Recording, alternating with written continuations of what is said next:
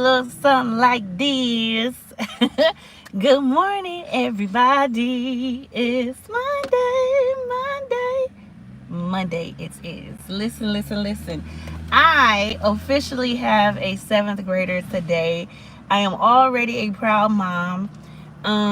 Definitely was emotional a bit, but not really. Okay?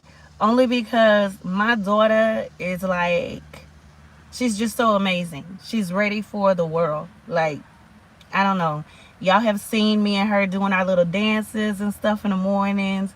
That was majorly through elementary school. So when I recorded those moments, I did not know that I had so many of them to create a whole collage.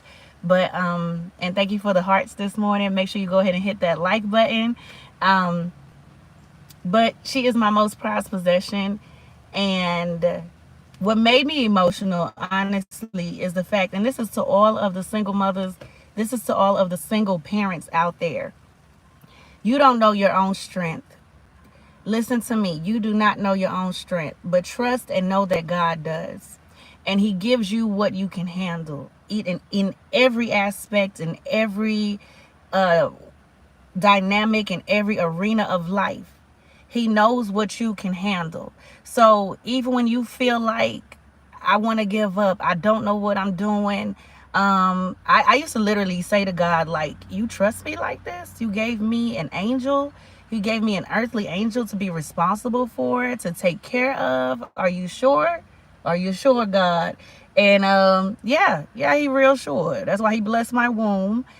She's been helping me since I was pregnant with this chick. I have a fibroid cyst. She was moving them around. She came out 3 weeks early. She was supposed to come November 11th. So that's 11/11/12. That was supposed to be her original birthday. But she came 3 weeks early, making it October 19th, because I had went to God and I said, Lord, I see a stretch mark. Evict this little sucker. And then boom, the next week she came on out. I was in labor all of like 2.5 hours, like literally. I did not get the epidural shot. I did not want it. I did not take it. And not because I'm superwoman, but because I am very funny about my back. I have scoliosis, which is a curvature of the spine. I've had it, been diagnosed with it since I was like 14, or maybe earlier than that, in middle school at some point. Yeah. So I think the same grade my daughter's in is when I was told I have scoliosis. At 14, I was told I wouldn't grow anymore. So ladies and gentlemen, I'm like 5'2", 5'3", because I know a lot of people like to ask me that. Like, you stand so tall. Yeah, because I'm a giant in real life. But for real, I'm like 5'2", 5'3". I'm really petite, really, really little. And yeah, so she was moving the fibroids around. She came out early. I did not take any epidural or anything like that, by the grace of God. I worked out my entire pregnancy. I was actually bedridden for a lot of my pregnancy, but I did not listen to my doctor.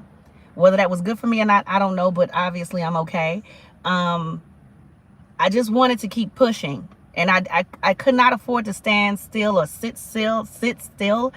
You try saying that 7 times back to back. But yeah, so God know who to give what. I was literally praying for a son. Like, I was praying for a son because I don't like to even do my own hair. Okay? I don't want to comb any hair. And really, that was it. And then I didn't want to give birth to myself, because I know the little sneaky stuff I used to be up to. You know, put my parents all up and through there. But not really. I was a good child, but I was definitely sneaky, because you having island parents, and if you know, raise your hands. When you have island parents, they are the most strictest parents on earth. Is that a word? If you're saying most, you don't need to say strictest. They're the most strict parents on God's green earth. You hear me?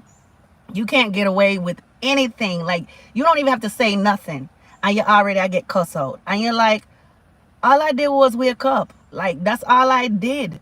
Meeting a journal. What y'all do? Why y'all do it? So, and I'm like, oh my gosh. Like, literally, I don't even say good morning yet. So yeah, so I definitely had to do some sneaking around. You know what I mean? Couldn't have no boyfriends. I couldn't even use gel in my hair. Like, couldn't nail polish. Like, that's why I don't care now about a lot of things, because I grew up not finding it necessary, and my parents was not playing that. So, I mean, from jump, it's always been like, this is whole life ago. I saw gal pitney rears, boom, this way I do. So I was like, I don't want a girl. I don't want a girl, because what's she gonna come with? And then I don't want to have to be so strict on her. So I really wanted a son, you know what I mean? But like I said, God know what He's doing even when I don't, and He blessed me with the right gender, the right person.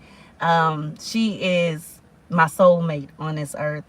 Uh, my daughter, y'all, I ain't even supposed to be trying to get emotional this morning. What's going on?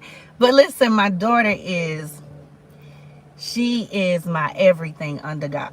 She makes me simply better. Because if it wasn't for her, I know for sure, like, I could not ignore the little negative comments that y'all try to come on here and say sometimes. I would light that ass up so quick if this was me back in the day. But me, with my Naomi Simone, I'm just calm. I'm just calm. And I'm calm because I have to teach another young woman how to be a great woman in her life, right? So I really don't have time to be with the rah-rah. I'm always trying my best to be the best example for her because it is just me. Ain't no secret. Her dad is not in her life. However, it ended up this way. It is this way, you know. I had my daughter when I was 28, and I literally felt like I was still like 16 or something. Like, oh my gosh, why would I want to do this?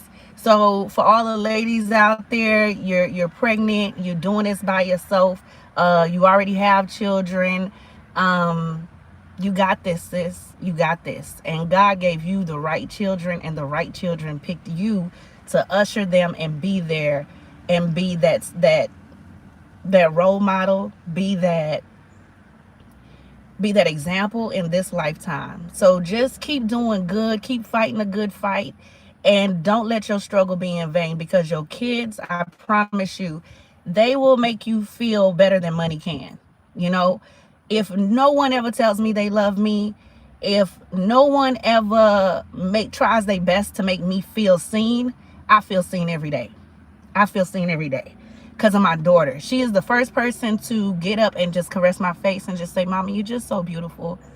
You know, she told my mom the other day, your daughter is just so beautiful. She's so cute. And my mom said, all of my kids are cute. And she said, yeah, but that one's a sugar dumpling. And I just laughed so hard because nobody makes me blush harder than my daughter. She's just 12. But nobody makes me blush harder than her, only because I know it's sincere. And I had already bought her everything she needed, so it wasn't about money. It wasn't like she wanted something about me. That's just really how her heart is. And I just thank God that she has, I'm sorry, y'all. I'm so grateful that she has not only my heart, but she does have her dad's heart too. Regardless of him not being in the picture, it definitely